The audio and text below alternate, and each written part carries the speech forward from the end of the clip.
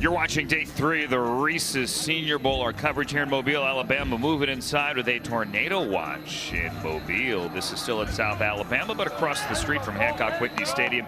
Daniel Jeremiah, Charles Davis, Andrew Siciliano. We're looking at some one-on-one drills here, the O-line, the D-line, and an early look here at Travis Jones against Cole Strange. Big week for Travis Jones. We've seen a bunch of him over these last 2 days. Here we go into day 3, and Logan Hall showing some quickness yesterday, comes back with a little power today from Houston. Yeah, and he went against a young man from Southern. I think I've been calling him Jatire Carter, and I've been getting that incorrect. I understand it's Jatire. Is that correct, Andrew? It is Jatire. Jatire Carter from Southern, and I just want to make sure I get that correct for that young man. He almost derobed Logan Hall on that one. Close thing on today, day 3. Here's Trevor Penning from Northern Iowa, left tackle. Tyreek Smith coming off the edge. These guys been battling all week, and Smith got him at speed on that one. And Penning's had a couple issues with dropping his weight and dealing with the bull rush. I think he was braced for it on that one, and Tyreek Smith hit him with the speed. Now and there comes the bull, and Penning was ready for it, and then finishes. A little extra. Yeah, here we go. They've been going all week, and that's just been waiting to bubble over. There's always a little something extra with Penning. No matter what, there's always a little extra in there, and eventually someone's going to take offense to it. Yesterday was the first time, Andrew, I saw somebody block another human being into the goalpost, which is what Penning did in the one-on-one. Now, here's my question. You like to see a little nasty in your O-lineman. Do you want to see it in this setting? You will not find an offensive line coach who will ever be disappointed in nasty in any setting, be it a Christmas Eve party, a one-on-ones, a game setting. They're never going to be upset with a little nasty demeanor. You know what that's like, Andrew? You know what that's like? It's like when teams talk about someone running up the score, scoring the late touchdown. Go ahead, stop. The head coach says, you know something? It's up to us to stop them. Mm-hmm. There's a winner from the week right there in Winfrey from Oklahoma. He has had a great week. He just called the guy to come back and get some more. Let's do it. Look at that power. And whoa, he could have dumped him. And Zakel from Fordham, the O-lineman that could have been dumped. Good week for he's helped himself. I think he's been much better here than what you see on the tape. So that's going to help his cause.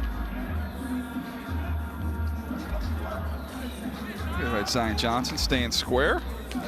It's been a good week for Zion Johnson in one regard, I think, Daniel, his ability to move inside and willingness to move inside and play center and try and take that on. And not many people have been able to take on the power from Travis Jones, and he just did it on that one. We'll see the second rep if he can do it again. Oh, look at that. Yeah, he got over his skis a little bit. Travis Jones was the guy that you singled out, DJ, yesterday after day 2 here in the rain for your practice player of the day. 326 pounds and just pure power. That's the other Oklahoma rusher. That's Isaiah Thomas. Going against Marquis Hayes. Marquis Hayes from Oklahoma. 3-year starter at left guard. Stoned him. Gotta give the offensive linemen a lot of credit. They're jumping snap really well and getting into these defensive linemen. And they've struggled, I think, during the week. I would give the edge to the defensive line through the one-on-ones, and the offensive line's been better in a team setting, a little more friendly there. But that's the reason for the jumping. They've been getting beat, so they jump in on the second one, try and get a little quicker. Ryman Lucetta here from Penn State. Sorry, DJ. And working against Bernard Ryman, who's been better in team settings than he has here in the one-on-ones. This time he's a little early. He's had a little adjustment period in every practice where he struggles early and gets a little bit better as he goes along, and that's a better rep. He's still catching. You see how wide his hands are? He's just kind of catching and absorbing instead of getting those hands in tight.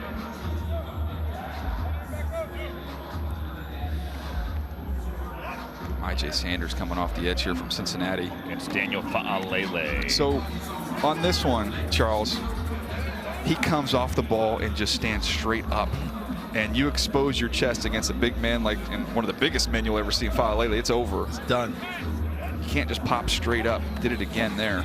I know we talked yesterday, DJ, about whether or not you saw Fa'alele as a tackle or a guard, and you said definitely he's got to play outside. He has been asked, though, media day and other times with reporters, would he move inside? He said, I'm willing to do whatever.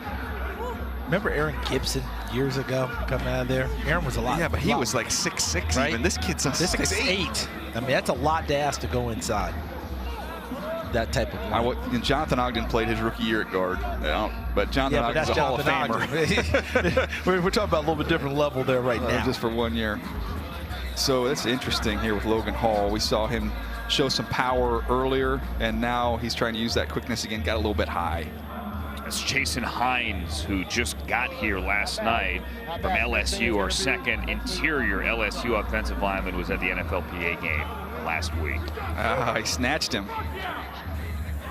Stuber, who's been put on roller skates this week a couple times by Jones. This time he gave a little ground and just snatched him, pulled him to the ground. A savvy vet move right there, CD. No, there's no doubt about it. That's called adjusting, adapting during the week, and now let's see if they play him straight up. Caught him on a lunge. A little bit of a lunge there from Stuber. And Travis Jones used it to his advantage, pulled him off balance, and was ducked his head. And that's what he's showing him right there. You dropped and ducked your head. Travis Jones has made some money this week, I think. That's a tough number 11, Dominique Robinson. Yeah, Dominique Robinson is 254 pounds. He's going to be playing on the edge. They're giving him some work here inside, but that's a tough one for Carter to deal with somebody that athletic inside when you don't really have any neighbors helping you out. Robinson's a former wide receiver. By that time he caught him and stoned him.